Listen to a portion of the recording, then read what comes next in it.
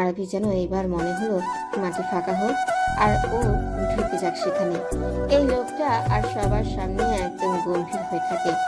ওর কাছে আসলেই তার মুখে কথার হই ফুটে। এমন কেন লোকটা? কেন বোঝে না তার এই কথাবার্তায় আরবির অনেক লজ্জা লাগে। অবশ্য আরবি জানে এসব কথাবার্তা ইচ্ছে করেই করে। আরবি পেট পিটিয়ে তাকায় জানের দিকে, গাল ফুলিয়ে বলে, আপনি আমায় রীতিমতো ইনসাল্ট করছেন। জান ভ্রু উঁচু করে বলে, ইনসাল্ট? তোমাকে ইনসাল্ট কোথায় বললাম? এটা তো সত্যি কথা বললাম। স্বামী সোহাগ পেতে হলে শরীরে শক্তি বাড়াতে হবে, তার জন্য বেশি বেশি খেতে হবে। খেলেই তো স্টামিনা বাড়বে। বাট তোমার যে পাটকাঠির মতো শরীর, বাসরাতে আমি যদি লিপকিস করি তাতেই তো মনে হয় তুমি বেহুশ হয়ে 3 দিন বেহুশ হয়ে থাকবে। এমনটা করলে তো হবে না শোনা। খেতে হবে বেশি বেশি করে। আমার আদর লাগবে না বলো? আরবি উঠে দাঁড়ালো, জানের থেকে কয়েক হাত দূরে গিয়ে দাঁড়ালো। লজ্জা যেন মরে যাচ্ছে আরবি। কি শুরু করে দিয়েছে এই লোক? আরবি নাক মুখ কুঁচকে বলে, আপনি চরম অসভ্য একটা লোক। এত বেশরম কথাবার্তা কেউ কি করে বলতে পারে? জানে যেন পছন্দই হলো না। আরবি জানের কাছ থেকে সরে যাওয়ায় ও উঠে গিয়ে আরবির সামনে দাঁড়ালো। আরবি আবার পেছনে নিয়ে তার আগে আরবি কোমর আঁকড়ে ধরল জান। হ্যাঁচকা টানিয়ে ওকে নিজের কাছে নিয়ে নিঃস্বার্থ কণ্ঠে বলে, পুরুষ মানুষ একজনের কাছে নির্লজ্জ বেশরম আর অসভ্য হয়, আর সেটা হলো তার বউ। আর আমি এমনিতেই ভীষণ নির্লজ্জ।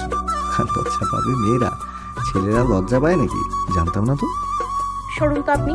জান আরবিকে আরেকটু শক্ত করে ধরে বলে। সরেছে। আরবি কারো কথা মুখে বলে, এটাকে সরে যাওয়া বলে? ইয়েস, তুমি সরতে বললে আমি আরো তোমার কাছে আসবো। আরবি বোকাবোকা কণ্ঠে বলে। আর যদি কাছে আসতে বলি তখন দূরে সরে যাবেন? জান মাথা নিচু করে আরবির কানের কাছে মুখ আনলো। আরবি শক্ত করে আঁকড়ে ধরলো জানের শার্ট, চোখ জোড়া ঠেসে বন্ধ করলো। জাহান ফিস ফিস করে বলে, একবার কাছে আসতে বলেই দেখো না, এতটাই কাছে আসবো যে তুমি নিঃশ্বাস ফেলার জায়গাটুকুও পাবে না। যারা আর কিছু বলবে তার আগে দরজা শব্দ করলো কেউ। সাথে সাথে ওই পাশ থেকে একটু কণ্ঠস্বর ভেসে আসলো, ভাই আসতে পারি? ভাবির জ্ঞান ফিরেছে। হ্যাঁ আয়। আরবি সরে এলো জানের কাছ থেকে। জান বাঁকা হাসলো। ইফতি, আলিফা আর আহনা ভেতরে প্রবেশ করলো। জান এমন ভাব করলো যেন সে কিছুই করেনি। এদিকে আরবির এখনো শ্বাস নিতে কষ্ট হচ্ছে। বদমাশ লোক কি করলো ওর সাথে? এদিকে আলিফা এসে জড়িয়ে ধরলো আরবিকে। মেয়েটা বোধহয় কেঁদেছে ভীষণ। আলিফা ভাঙা গলায় বলে, এখন কেমন লাগছে তোর? আরবি আলিফার পিঠে হাত দিয়ে দিচ্ছে, যেমন আলিফাকে শান্ত করার প্রচেষ্টা। আমি ঠিক আছি, চিন্তা করিস না। আলিফা এবার আরবিকে ছেড়ে দিল। ভয় পাইয়ে দিয়েছিলি পুরো। বলতে বলতে আবারও আলিফার চোখে জল আসে। আরবি হেসে হাত বাড়িয়ে মুছে দেয়। ইফতি নাক মুখ কুচকে ফেলে তা দেখে বলে, এইবার তো কান্না থামাও, সেই যে কান্না শুরু করেছো। আলিফা নাক ফোলালো, রাগে চোখে ইফতির দিকে তাকিয়ে বলে, আপনার সমস্যাটা কি? এখন কি শান্তিমতো কাঁদতেও পারবো না? আমি কি সেটা না করেছি? বাট কান্না করারও একটা লিমিট থাকে। কিছুর থেকে কিছু হলেই চোখের পানি নাকের পানি এক করে ফেলো। এই বছর আলিফা আরো খেপে গেল। চিবিয়ে চিবিয়ে বলে, আমি নাকের পানি চোখের পানি এক করে ফেলি? বদমাইশ লোক। আমার থেকে আলেকে শোনার জন্য যে নিজে ভ্যা ভ্যা করেন, তখন আমি আপনাকে জীবনেও বলবো না সেটা। আসিয়েন আবার আমার কাছে। সবাই হা হা করে ওদের দুজনের ঝগড়া দেখছে। ইফতি খুব খুব করে কেসে উঠল। তারপর চোখ রাঙালো আলিফাকে। আলিফা এতক্ষণে বুঝতে পারলো ভুল জায়গায় ভুল কথা বলে ফেলেছে। সামনে জায়ান দাঁড়ানো, এই কারণে মেয়েটা যেন দ্বিগুণ লজ্জা পেল। আস্তে আস্তে চুলের নতকে আরবির পেছনে ঢুকিয়ে পড়ল। এদিকে আরবি আর আহনা হু হা করে হেসে দিল। জায়ানও হালকা হাসলো। তবে আরবির হাস্যজ্জ্বল মুখের দিকে চোখ যেতেই চোখ জোড়া জুড়িয়ে এলো জায়ানের। হৃদয় প্রশান্তি ঢেউ বয়ে গেল। মুগ্ধ হয়ে দেখতে থাকলো আরবি স্নিগ্ধ কোমল মায়া জড়ানো হাস্যজ্জ্বল মুখ। আহনা এবার নিজে এগিয়ে গিয়ে হাত বাড়িয়ে দিল আরবির দিকে। হেসে বলে, হ্যালো ভাবি, আমি আহানা, জায়ান ভাইয়ার কাজিন, খালাতো বোন। আরবি একটু দ্বিধাদ্বন্দ্বে ফুটল, তবে শেষে হাত মেলালো আহনার সাথে। বলল, আমি আরবি মৃধা। তোমার নামটা যেমন সুন্দর, তুমি দেখতেও সুন্দর। কি মিষ্টি দেখতে। ভাইয়া এজন্যই বোধহয় তোমাকে দেখে এত পাগল হয়ে গেছে। থেকেও বেশি সুন্দর, একদম বিদেশি পুতুল একটা। থ্যাংক ইউ ভাবি। আহানা আরবিকে জড়িয়ে ধরে। আরবি প্রথমে ভরকে গেলেও পরে নিজেকে সামনে নেয়। আহানাকেও জড়িয়ে ধরে। মেয়েটা যেমন দেখতে সুন্দর, ওর ব্যবহারটাও তেমন সুন্দর। কিভাবে এক সেকেন্ডে ওর সাথে মিশে গেল। আর এই মেয়েটাকে আরবি ভয় পাচ্ছিল। মাথা থেকে এবার অযথা চিন্তা সব ছেড়ে ফেলে দিল। আর এইসব ফালতু বিষয় নিয়ে চিন্তা করবে না আরবি। এখন সময় এসেছে জীবনকে উপভোগ করার। জায়ানের সাথে এই সুন্দর একটা জীবন অতিবাহিত করতে চায় আরবি ভেবে মুচকি হাসল। আরবি, আলিফা আর আহানা নিজেদের মাঝে কথা বলায় ব্যস্ত। জায়ান ততক্ষণে সিসিটিভি ফুটেজ চেক করে নিয়েছে, ইফতিকেও দেখিয়েছে সেটা। ভিডিও দেখা শেষ হতেই জায়ান গম্ভীর কণ্ঠে বলে ওঠে, মেয়ে দুটাকে যেন কাল থেকে আর অফিসে না দেখি। আর হ্যাঁ, ওদের স্পেশাল ট্রিটমেন্ট করতে ভুলবি না। আমার আরবি আজ ওদের কারণে কষ্ট পেয়েছে, এত সহজে পার পেয়ে যাবে। সোফিয়া আন্টির কাছে পাঠিয়ে দিস ওদের, উনি ভালোভাবে খাতির যত্ন করবে মেয়ে দুটোর। ইফতি জায়ানের সব কথা শুনে হেসে বলে, তুমি যেভাবে বলছো সেভাবেই সব হবে ভাই। ইফতির কথা শুনে জায়ান বাঁকা হাসল। আজ বিয়ের শপিংয়ে যাবে সবাই। আরবি, ওর বাবা মা, ফাহিম সবাইকে আসতে বলেছে। সাখাওয়াত পরিবার, জিয়াদ সাহেব আর লিপি বেগম আসবেন না জানিয়ে দিয়েছেন। এতে কি হয়, মেয়ের বিয়ের শপিংয়ে তারা কিভাবে যাবে?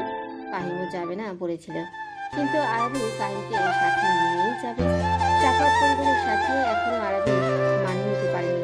সম্পূর্ণ অচেনা লোক ধরতে গেলে তারা ওখানে একা থেকে অস্বস্তি লাগবে। তাই ফাহিমকেও জোরাজুরি করে রাজি করিয়েছে। এখন তৈরি হয়ে বসে আছে আরবি। যা নিচে আসতে চেয়েছিল আরবি নিজেই মানা করে দিয়েছে। ফাহিমের সাথে এসে পড়বেও। যা রাজি হচ্ছিল না, আরবি অনেক কষ্টে রাজি করেছে। এদিকে ফাহিম কলেজ থেকে আসতে ছটফট পোশাক নিয়ে তৈরি হয়ে নিল। ফাহিম আসতেই ওরা বেরিয়ে পড়ল গন্তব্যের উদ্দেশ্যে। বসুন্ধরা শপিং মলের সামনেই বাইক থামালো ফাহিম। ফাহিমের একটু অস্বস্তি লাগছে। ওরা কখনোই এত বড় শপিং মলে শপিং করতে আসেনি। ওদের ইনকাম যেটুকু সেটুকু অনুযায়ী বড় জোর নিউ মার্কেট যায়। বসুন্ধরা জিনিসপত্রের যে দাম তা ওদের ধরাছোঁয়ার বাইরে। ফাহিম আরবি থেকে তাকালো, বোনটা তার রাজকোপাল। তবে ফাহিম কখনোই আশা করেনি আরবিকে বড় বাড়িতে বিয়ে দিবে।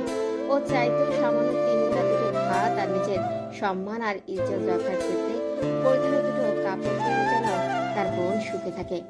একটা দায়িত্ববান ভালো ছেলের সাথে বিয়ে দেওয়ার আশা করেছিল ফাহিম, সেই সাথে একটা ভালো পরিবার। আরবি তো ওর কাছে আর ওর বাবা মার কাছে হুড়পড়ি, কিন্তু সমাজের লোক কি তা মানে? আরবির গায়ের রঙের কারণে ফাহিম এই আশা কোনোদিনও করেনি।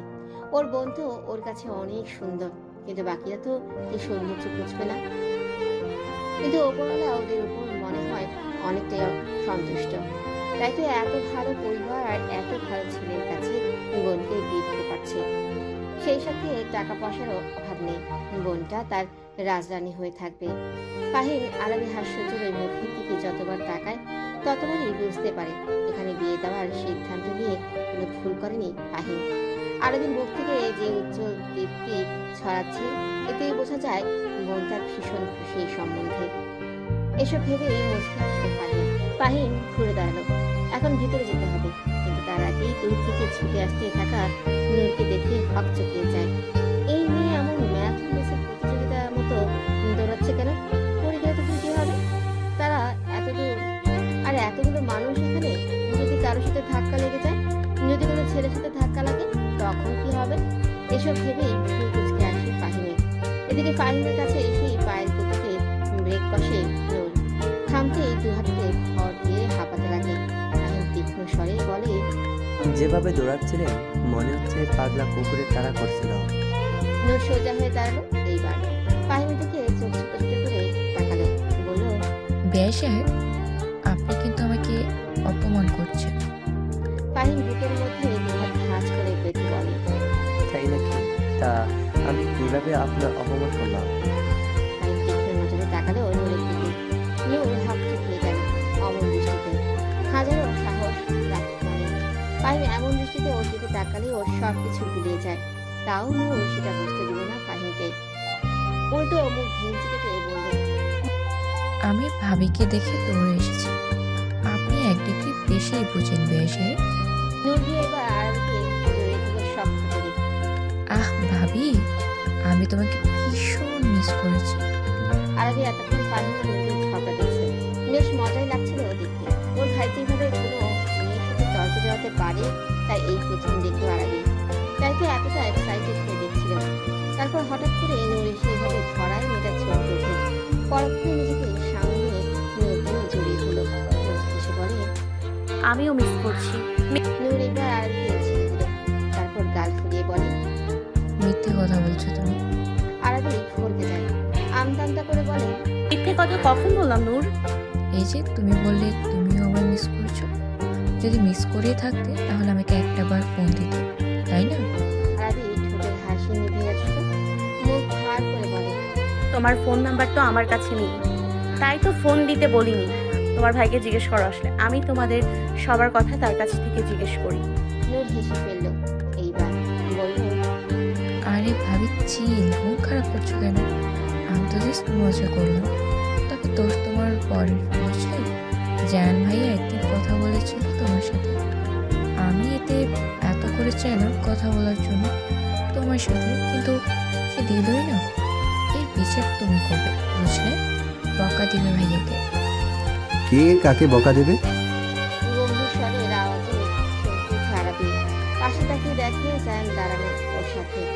জায়ান নূরের দিকে সুচুকে তাকিয়ে আছে, কিন্তু সুযোগ বুঝে আরবির হাত ধরতে দেরি করলো না। জায়ান এমনটা করায় চোখ বড় বড় করে তাকালো আরবি। কি কি করছে কি লোকটা? নূর, ইফতিয়ার, ওর ভাই সবাই এখানে, আর এই লোক সবার সামনে এইভাবে ওর হাত ধরে নিল। ইস, সবাই দেখলে কি ভাববে? লজ্জা পাবে না ও? জায়ান নূরকে আবার প্রশ্ন করে। কি রে, বললি না কে কাকে বকা দেবে? নূর দাঁত কিলিয়ে হেসে বলে, এখন একদম ভয় পাই না আমি তোমার, বুঝলে? আমার সাইড এখন ভারী হয়েছে। ভাবি আমার পক্ষে, আমাকে কিছু বললে ভাবি তোমাকে বকা দেবে, তাই না ভাবি? শেষের বাক্যটা বলে উত্তরে আসায় তাকালো নূর। আরবি থতমত খেলো, পরপর নূর মাথা দোলালো। জায়ান এবার আরবির হাতে চাপ দিল। আরবি তাকালো জায়ানের দিকে। জায়ান ঢাকা এসে বলে, তুমি আমাকে বকা দেবে? আরবি দ্রুত মাথা তুলে জায়ানকে না বোঝালো। জায়ান মুখ অন্যদিকে ঘুরিয়ে হেসে ফেলে। এই মেয়েটা এত কিউট কেন? ওর এমন বোকা বোকা চাহনি দেখলেই তো জায়ান পাগল হয়ে যায়।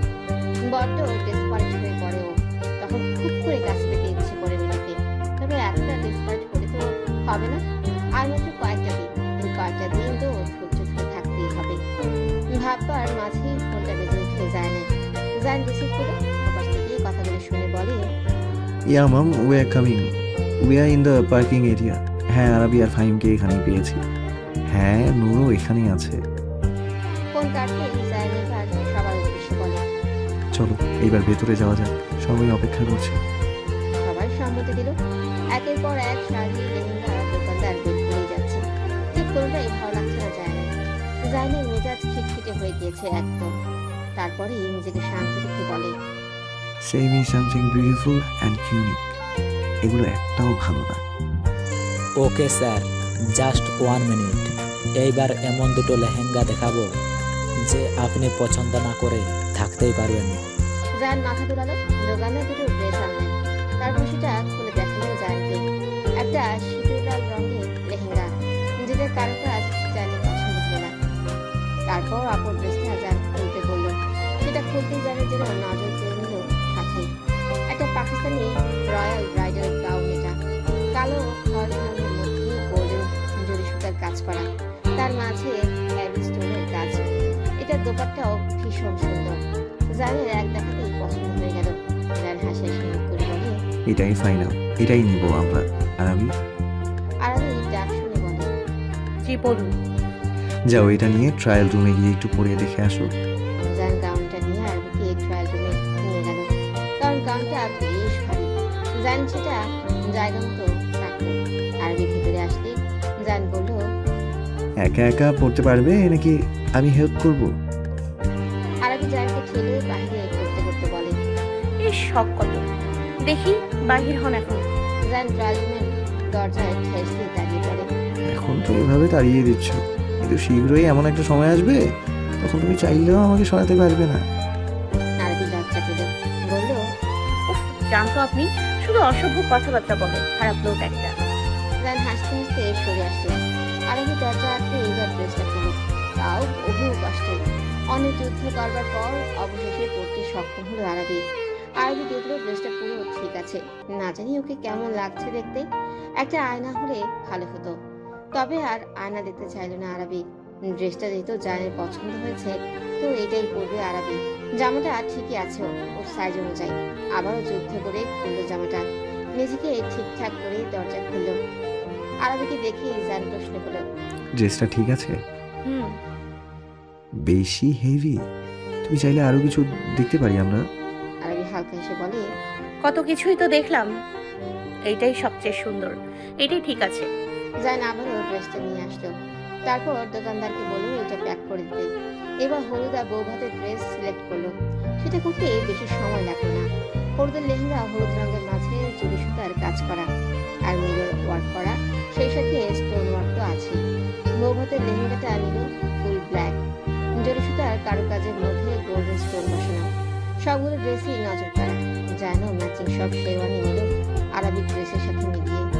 তারপর জুয়েলারি শপে গেল তারা। সবগুলো অকেশনের জন্য সিলেক্ট করা ড্রেসের সাথে মিলিয়ে জুয়েলারি কেনা হলো। মূলত আরবের A to Z যা যা কেনা হয়েছে সব জায়ান নিজে পছন্দ করে কিনেছে। আরবির খুব ভালো লাগছে এইভাবে জায়ানের সাথে সময় কাটাতে। লোকটা কি পাগলামি না করছে। এই তো বিয়ের আর মাত্র 1 সপ্তাহ বাকি। এরপরে এই দুজন সারা জীবনের জন্য এক হয়ে যাবে ওরা।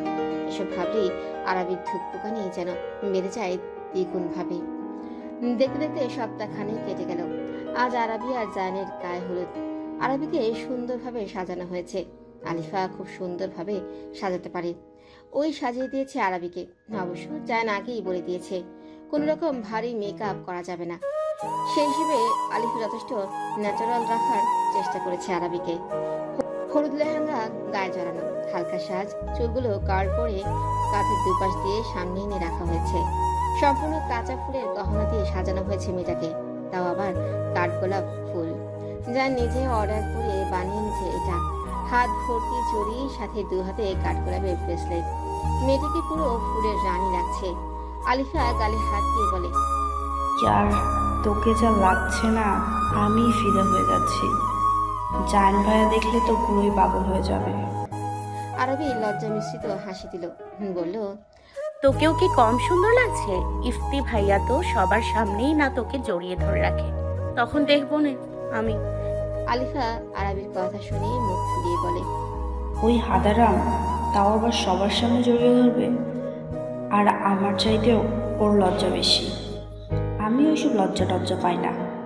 আরবি 2 কোমরে হাত দিয়ে বলে, এই কথা যদি আমি আমার দেবরকে না বলেছি, ইফতি ভাইয়া লজ্জা পায়, তুই লজ্জা পাস না, তাই না?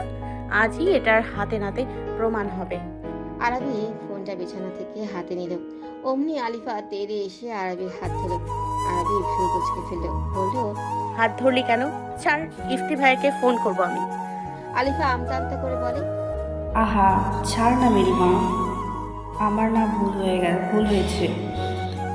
এইগুলো সে জানলে সবার সামনেই আমাকে আস্ত গিলে ফেলবে। আরবি খিলখিল করে হেসে উঠল। আলিফা মুখ ফুলিয়ে রাখলো। এর মধ্যে আরবি ফোনটা শক্ত করে বেজে উঠল। ফোনের স্ক্রিনে তাকাতেই আরবি মুচকি হাসল। তা দেখে আলিফা বলে, জায়ানসা থুক্কু ভাইয়া ফোন করেছে, তাই না? থেমে আবার বলে, উফ, এতদিন স্যার স্যার বলে এসেছি, এখন ভাইয়া ডাকার সময় কনফিউজড হয়ে যাই। আরবি হেসে ফেলল আলিফার কথায়। এদিকে ফোনটা বাজতে বাজতেই কেটে গেল। আলিফা বলল, আহ, ফোনটা ধরলি না কেন? আচ্ছা আমি বাইরে যাচ্ছি, তুই কথা বল। ফাইম ভাইয়া কিন্তু এই ডাকলো বলে কমিউনিটি সেন্টারেও তো যেতে হবে, তাই না? আরবি মাথা দুলালো। আলিফা চলে যেতে আরবি ফোনটা রিসিভ করে বিছানায় আরাম করে বসলো। মিহিসরে সালাম জানালো। সালামের জবাব দিল জায়ান। তারপর জায়ানের বেকুল কণ্ঠের ডাক ভেসে আসলো, কাঠগোলাপ? উফ, এত অনুভূতি জড়ানো কেন ডাকটা? যতবার জায়ান তাকে এই নামে সম্বোধন করে আরবির বুক হেমে ওঠে, শ্বাস প্রশ্বাস বেড়ে যায়। আরবি জোরে জোরে শ্বাস নিয়ে ধীর আওয়াজে বলে, জি বলুন। আমি পাগল হয়ে যাচ্ছি তোমাকে দেখার জন্য। একবার ভিডিও কল দিই, একটুখানি দেবো? আরবি মাথা মাথা নিচু করে মুচকি হাসে। এতটা ডেসপারেট হলে তো হবে না জনাব শাকওয়াত সাহেব। এই তো আরেকটু ধৈর্য ধরুন, ধৈর্যের ফল মিষ্টি হয়। জায়ান বাঁকা হাসলো আরবির কথায়।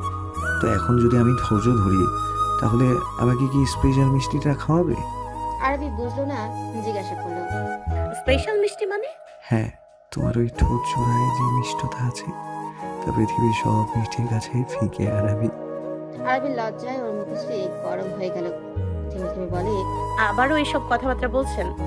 আর তাছাড়া আপনি কিভাবে জানেন যে আমার ঠোঁট মিষ্টি? আমি জানি, আর সেম জিনিসটা তোমার ক্ষেত্রেও হবে। আমার ঠোঁট জোড়াতে চুমু খেলে তোমারও মিষ্টি মনে হবে। মানে ট্রাই? আরবি থতমত খেয়ে বলে, জি না, আমার লাগবে না। আর আপনি এসব অসভ্য কথাবার্তা বন্ধ করুন। আপনার লজ্জা নেই ঠিক আছে, বাট আমার তো লজ্জা আছে। জায়ান শীতল কণ্ঠে বলে, এই লজ্জা কতক্ষণ থাকবে আমিও দেখব। শুধু আজকের রাতটুকু, কাল রাতে তুমি আমার হবে, আমি তোমার খুব কাছে থাকবো। এই এত এত লজ্জা পেলেও লাভ হবে না, তোমার লজ্জা হরণ করবো কাল আমি। তুমি চাইলেও আর কাল ফালাতে পারবে না জান। আরবি ঠাস করে ফোনটা কেটে দিল।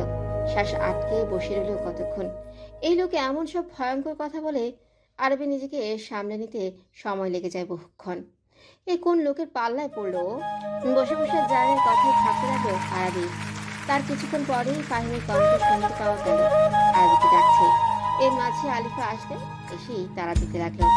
চল চল, এখনই বেরোতে হবে, ফাহিম ভাইয়া ডাকছে। আলিফা আরবিকে নিয়ে বাহিরে আসলো। ফাহিম আরবির থেকে যেন চোখ সরাতেই পারছে না। ফাহিম আরবিকে কাছে এসে ওর কপালে চুমু দিল। আরবি মুচকি হাসলো। আরবি দুপুরে হাত রেখে ফাহিম বলে, একদম রানী মতো লাগছে, অনেক সুন্দর লাগছে তোকে। থ্যাংক ইউ ভাইয়া। জিয়াদ সাহেব আর লিপি বেগমও প্রশংসা করলেন আরবির।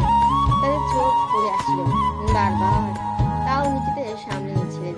কারণ ফাহিম বারবার মানা করে দিয়েছে তাদের কাঁদতে, কারণ তারা যদি কান্না করে আরবিও খুঁজে ভাসিয়ে ফেলবে। পরে এই এত সাজগোজ সব নষ্ট হয়ে যাবে মেয়েটার। আজ আরবির জীবনে স্পেশাল একটা দিন, আর মেয়েটা যেন কান্না না করে। এই গায়ে হলুদের দিনে তো শেষবার পরিবারের সাথে একটু আনন্দ করে নেয়। আগামীকাল তো মেয়েটা চলেই যাবে, তখন তো আর কান্না না করে কেউ থাকতেই পারবে না। তাই আজকের দিনটাকে কাঁদতে বারণ করে দিয়েছে ফাহিম। তবে তাদের কান্না করতে বারণ করে দিয়ে নিজের ভিতরে ভিতরে ভেঙে গুড়িয়ে যাচ্ছে। শুধু আজকের দিনটাই আছে আরবি এই বাড়িতে, কাল চলে যাবে পরের বাড়িতে। কাল থেকে সেটাই হবে ওর আসল মেয়ে। এই সত্যটা যেন কিছুতেই এই মনটা মানতেই পারছে না। কিন্তু কিছু কিছু সত্য যে আমাদের না চাইতো মেনে নিতে হয়। ফাহিম দীর্ঘশ্বাস ফেলল সবার আগে চলে। তারপর সবাইকে বলল নিচে নামতে। ফাহিম ট্যাক্সি ভাড়া করেছে, গাড়িওয়ালা নিচে অপেক্ষা করছে, তাই সবাইকে নিয়ে নিচে আসলো। এরপর এক এক করে সবাইকে গাড়িতে উঠিয়ে দিল। পেছনে আরবি, আলিফা আর লিপি বেগম বসেছেন। সামনে ড্রাইভারের সাথে জিহাদ সাহেব বসেছেন। আর ফাহিম ওর বাইকে করে যাবে। গাড়ি স্টার্ট দিতেই ফাহিম গিয়ে এইবার নিজের বাইকে উঠে বসলো। রওনা হলো গন্তব্যের উদ্দেশ্যে। কমিউনিটি সেন্টারের সামনে গাড়ি এসে থামলো। একে একে সবাই বের হয়ে আসলো গাড়ি থেকে। এর মাঝে জায়ান ডেসপারেট হয়ে সবখানে মেসেজ করে ফেলেছে আরবিকে। আরবি বলছে তারা আসছে, কিন্তু এই লোকের সে খোঁজকে আছে। কমিউনিটি সেন্টারে প্রবেশ করলো তারা। আরবি আর আলিফা ভিতরে প্রবেশ করলো না। শুধু আরবি আসতেও কিছু কাজেরা এসে ওকে ঘিরে ফেললো। একটা দোপাট্টা এনে চারকোনা চারজন দাঁড়িয়ে আরবির মাথার উপর ফেলো। আলিফা আরবিকে ধরে রেখেছে। লেহেঙ্গাটা ভারী হওয়ায় হাঁটতে বের পেতে হচ্ছে মেয়েটাকে। তা আরিফাকে সাহায্য করছে। এদিকে সবাই বলছে পানি এসে পড়েছে। সাউন্ড বক্সে গান বাজছে। টুমটুম গাড়ি তাড়ে তাড়ে আরবি এগিয়ে যাচ্ছে।